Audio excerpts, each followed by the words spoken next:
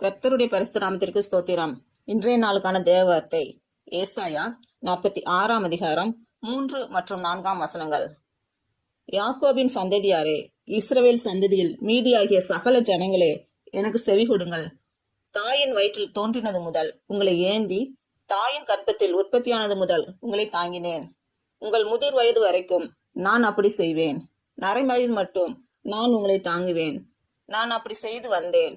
இனிமேலும் நான் ஏந்துவேன், நான் சுமப்பேன், நான் தப்புவிப்பேன் என்று பிறந்த நாள் மற்றும் திருமண நாள் காணும் அனைவருக்கும் இயேசு கிறிஸ்துவின் நாமத்தினாலே வாழ்த்துக்கள். கர்த்தர் உங்கள் பலவீனங்களை மாற்றி உங்களுக்கு பலத்தை கட்டளையிடுவாராக. கர்த்தர் உங்களையும் உங்கள் பிள்ளைகளையும் உங்கள் பிள்ளைகளின் பிள்ளைகளையும் ஆசீர்வதிப்பாராக. கர்த்தர் உங்களோடு இருந்து உங்கள் பணிகளையும் உங்கள் பயணங்களையும் ஆசீர்வதிப்பாராக. ஆமீன்.